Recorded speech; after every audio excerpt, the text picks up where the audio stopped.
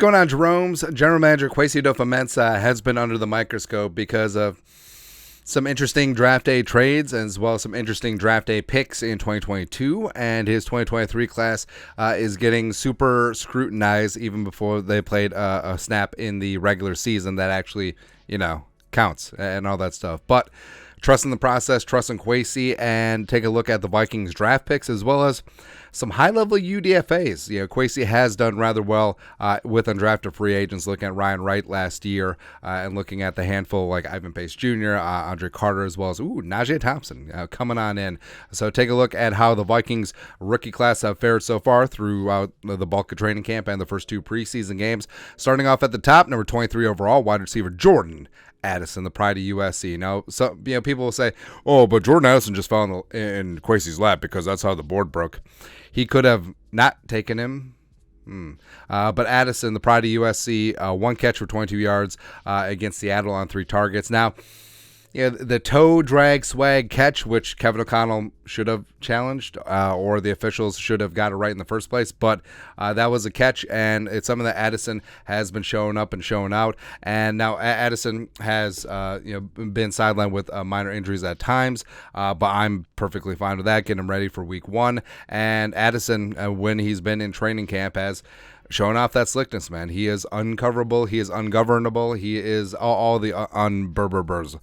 He's a great route runner, great hands, great at getting separation, which is something that has been missing in the Vikings wide receiver room outside of Jefferson and KJ. And I think that J.A. is just going to be a monster right away. He's going to be getting cornerback 2-3 attention. He's going to be singled up, and I think that he and Kirk are developing a quick little chemistry as things go along. Next up, third-round pick, number 102 overall. Back end of the third round, Mekhi Blackmon, also out of USC. Super feisty, super competitive. I love him. He's perfect for what Brian Flores wants to do.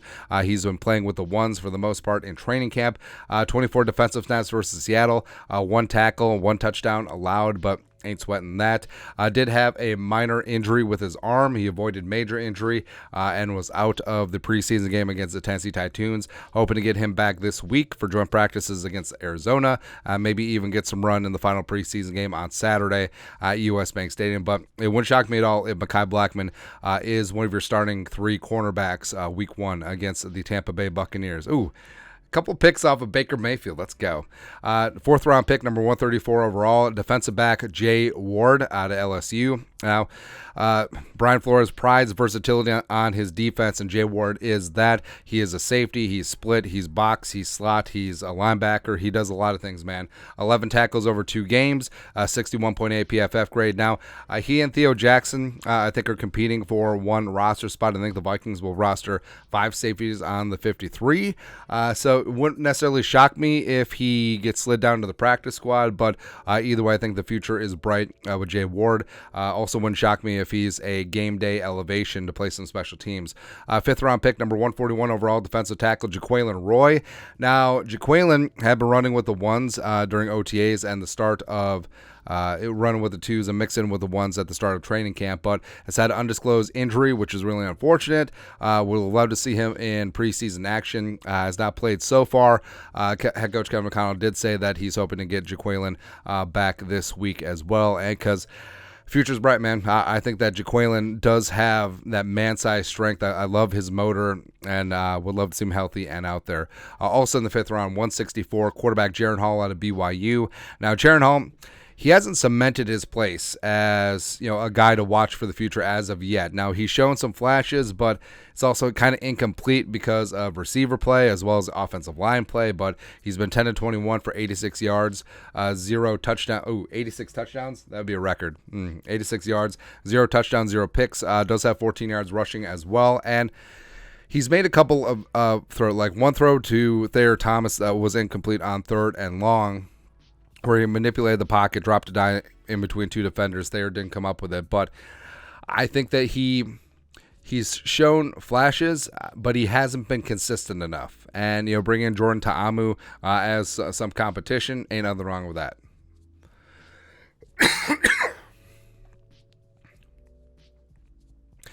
Speaking of competition, the last of the draft picks, 7th round, 2-2-2, drafting number 22 out of UAB, running back Dwayne McBride, the FBS rushing champ, 12 carries so far, 33 touchdowns, record. A very not so great 2.8 yards per carry, but a lot of that more is on the offensive line. Does have that one touchdown from a yard out. Showed some nice patience as well as bulldozing into the end zone against the Titans. Also had one catch for a first down for 11 yards on one target. And McBride, his pass protection is pretty good considering that he didn't do a lot of that in college, as well as his hands are decent. Did return kicks in the first preseason game against Seattle, which nah. And then Aaron Dykes took over in the second preseason game, and everything is good. But I think McBride probably is going to make the 53. Given the Vikings, given the Vikings running back room situation, especially with King Kene being injured right now. But I think at least having Madison and Chandler as your 1-2, McBride probably slots in on the 53, whether King Kene is good to go or not.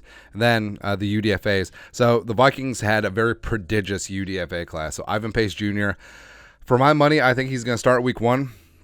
There's talks of him rising above Asama on the depth chart because Asama's been hurt as of late. So it wouldn't shock me if Pace and Hicks are your 2 starting off-ball linebackers week 1, even though stylistically I think there's a lot of overlap. But it could be a blessing in disguise if Hicks is that 2-down thumping linebacker and Pace is given more free range as a weak side linebacker, and maybe he rushes the passer more. Maybe he's like a diet version of Micah Parsons, that undersized energizer buddy and pass rusher, which I would love, man. But 8 tackles, pressure, and 28 yards allowed in coverage.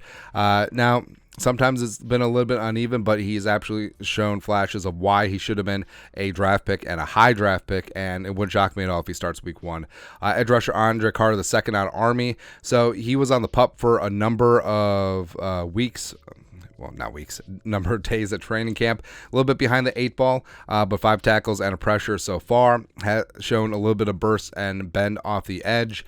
And the fact that he does have 340K guaranteed, maybe that gets him a spot on the 53 if it's close between him and Villain and guys like Benton Whitley, but I guess we'll see. Najee Thompson. So, unfortunately, Najee Thompson is in concussion protocol. Probably isn't going to go in the final preseason game, but I don't think that he has to. I think that he solidified his spot. What's amazing is that he was a special teams specialist at Georgia Southern, and he's doing the same thing with the Vikings. Like, he has played zero D'Angelo Russell defensive snaps in preseason because he is a special teams guy. And Kevin O'Connell's already called him Matthew Slater-esque. Matthew Slater potentially one of the greatest, if not the greatest special teamer of all time. And Thompson just gets things done. Like, he's able to get off double team jams on the outside as a punt gunner. He's able to tackle in open field. It's beautiful, man. 2 punt coverage tackles. Had 1 punt Ryan Wright down inside the 2, as well as an 83.4 PFF special teams grade. So yeah, I think that he needs to be on this roster, man. Also another UDFA cornerback, Jalen Williams out of Indiana.